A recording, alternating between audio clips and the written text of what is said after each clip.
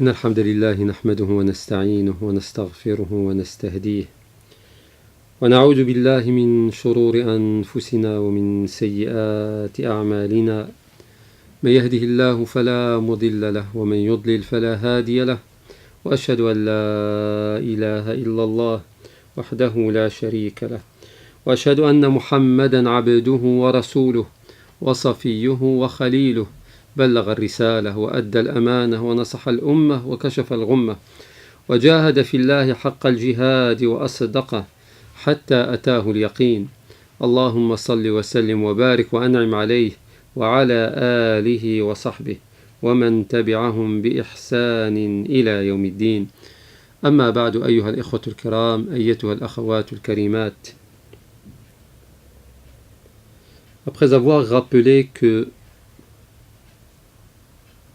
le cœur peut être atteint de plusieurs maladies et que l'objectif ou l'un des objectifs de ce mois de Ramadan, c'est comment purifier notre âme de toutes ces maladies.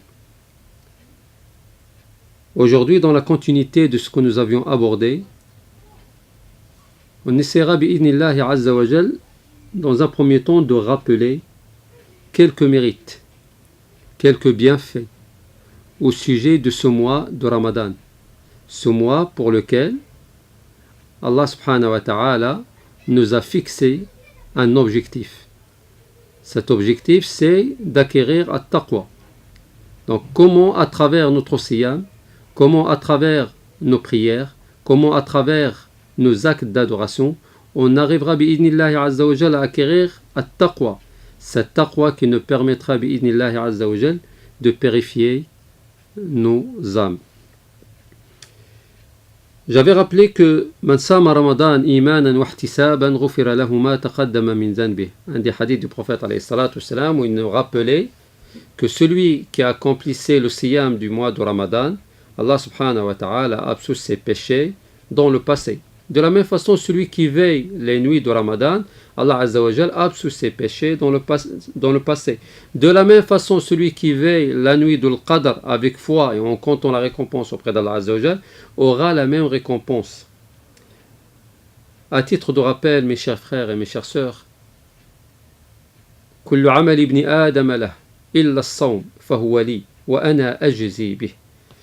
Ce hadith magnifique, ce hadith Qudusi, où Allah subhanahu wa ta'ala s'adresse à ses serviteurs, où il leur dit l'ensemble des actes du fils de Adam sont à lui, à l'exception de Ramadan, de Siyam, qui est à moi. Et il nous rappelle, alayhi salatu wassalam, dans ce hadith que Siyam, c'est une protection. Et à la fin de ce hadith, le prophète alayhi salatu wassalam nous rappelle que As-Sa'im a une double joie. Une joie à la fin de la journée quand il rompt son jeûne, son siyam, et une deuxième joie quand il rencontrera son Seigneur subhanahu wa ta'ala. Et c'est dans ce sens qu'il va falloir rappeler que le jour de la résurrection, le siyam viendra intercéder en notre faveur auprès d'Allah Azza wa Jal. Comme la lecture et la récitation du Coran pendant la nuit, qui viendront intercéder en notre faveur auprès d'Allah Azza wa Jal, en disant Ya Allah, je l'ai empêché de manger et de boire. Ya Allah, je l'ai empêché de dormir. Accorde-moi la possibilité d'intercéder en sa faveur. Alhamdulillah, à travers le mois de Ramadan, on a l'occasion de gagner auprès d'Allah Azza wa Jal sa miséricorde et sa clémence. On a la possibilité de purifier cette âme. On a la possibilité d'être parmi les muttaqin. De la même façon, pendant le mois de Ramadan, on a l'occasion, durant toutes les nuits, de se retrouver élevé auprès d'Allah Azza wa Jal et de bénéficier d'être parmi ceux et celles qui ne seront pas amenés à accéder ou à entrer en enfer. Et ça, c'est un engagement qui est pris par Allah subhanahu wa ta'ala pour toutes les personnes qui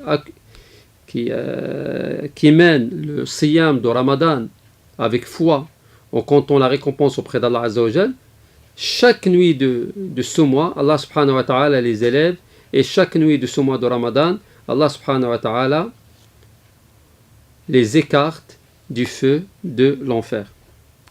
Aussi à rappeler que Ramadan,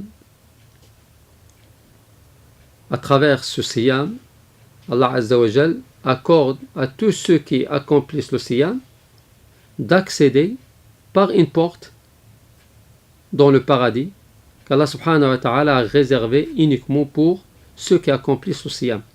C'est la porte de Rayyan. Rayyan, il est réservé à toute personne qui accomplit le siyam. Le jour de la résurrection, cette porte appellera le Sa'im, ô toi Sa'im, viens pour accéder à l'Jannah, au paradis, par ma porte. Donc il y a certainement un certain nombre de bienfaits et de mérites au sujet de As-Siyam pendant Ramadan. On se contente de ces quelques versets et de ces quelques hadiths, tout simplement pour ne pas trop tarder sur le sujet et aller tout droit au sujet principal qu'on va ensemble, Inch'Allah Azza wa Jal, essayer d'aborder, à savoir comment gérer toutes les maladies du cœur. Parce que à partir de l'instant où l'individu est atteint dans son cœur, cette maladie va se refléter dans sa parole, mais aussi dans ses actes. Et si elle arrive à purifier son cœur, cette purification sera reflétée à travers sa parole et à travers ses actes. Et bi'idnillahi azza wa jal, notre objectif, c'est comment remédier à l'ensemble de toutes ces maladies qui pourront à un moment ou à un autre toucher nos qalbs, nos cœurs. Dans un premier temps, il va falloir rappeler que toute maladie, quelle qu'elle soit, il a un remède.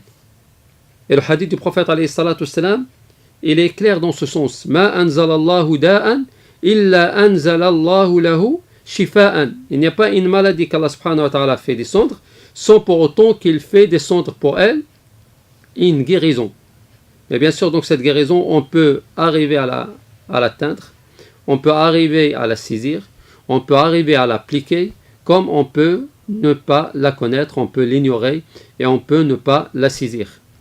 C'est la raison pour laquelle, mes chers frères et mes chères sœurs, en tant que croyant, en tant que musulman, j'ai la conviction, j'ai la certitude que toutes sortes de maladies a une guérison.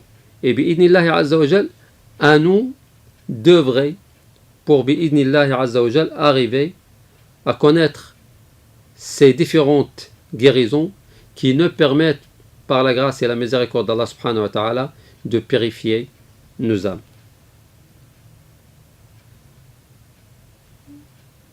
Je citerai dans un premier temps une maladie qui peut ne paraître à première vue pas importante, ou voire pas de relation avec le qalb, avec le cœur, avec les maladies du cœur. Alors que Ibn al-Qayyim rahmatullahi alayh l'a évoqué dans son ouvrage Al-Jawab al-Kafi liman sa'ala 'an ad-dawa' al-shafi en première position.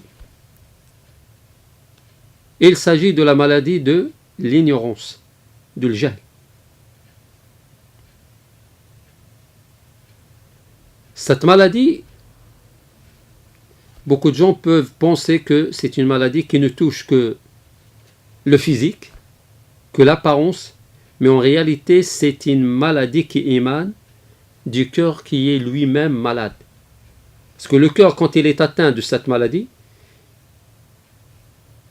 de la maladie de l'ignorance, peut considérer qu'il est savant, peut prétendre qu'il est cheikh, peut prétendre qu'il est alim, peut prétendre qu'il est professeur, peut prétendre qu'il est enseignant, alors qu'en réalité, il est un jahil.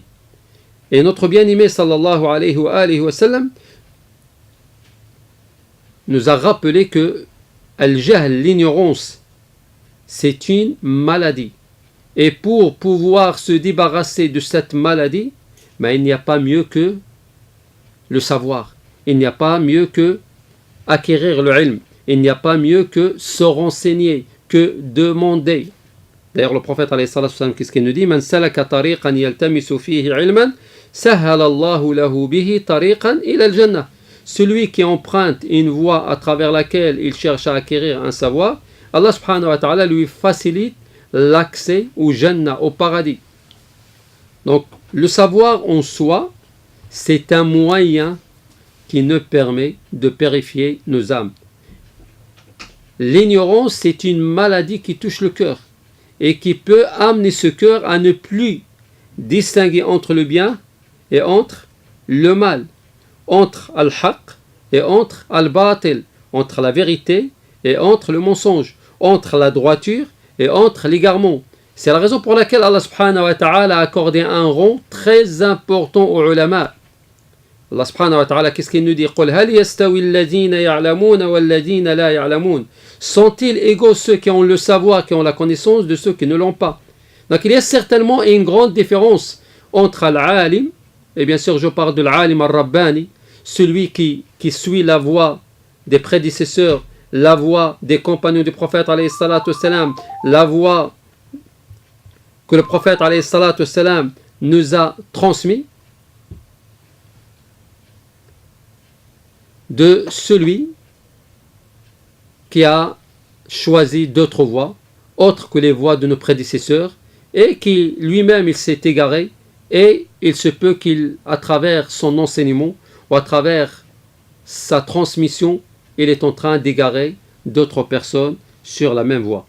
Donc, à rappeler que ne sont en aucun cas égaux ceux qui ont le savoir de ceux qui ne l'ont pas. Et que le ilm ne permet dans la vie de ce bas monde d'être élevé auprès d'Allah subhanahu wa ta'ala et d'avoir les meilleurs mérites et d'avoir les meilleures récompenses. Et à rappeler que les prophètes et les messagers n'ont rien laissé derrière eux si ce n'est un héritage en ilm, en savoir, que les grands savants ont récupéré et ils ont appliqué et ils ont transmis. D'où l'intérêt pour nous tous à s'attacher à cette corde, à ce habl de la part d'Allah Azza wa Jal, à travers la parole d'Allah Azza wa Jal, à travers la sunna du prophète alayhi salatu wassalam, à travers la compréhension des premières générations qui ont compris le Coran, comment il a été révélé sur le prophète alayhi salatu wassalam et comment il a été transmis, ils l'ont mieux compris et il va falloir prendre d'eux, il va falloir les suivre, il va falloir s'attacher à cette voie et c'est la seule voie qui nous donnera bi'idnillahi azza wa jal ce ilm de certitude, ce savoir de certitude, ce savoir de conviction, ce savoir où il n'y a pas le moindre doute, que j'arrive à adorer Allah Azza wa Jal avec conviction, avec certitude et sans avoir le moindre doute dans quoi que ce soit. Et plus j'ai du savoir, d'ailleurs Allah Azza wa Jal nous a demandé de le solliciter, d'acquérir plus de ilm.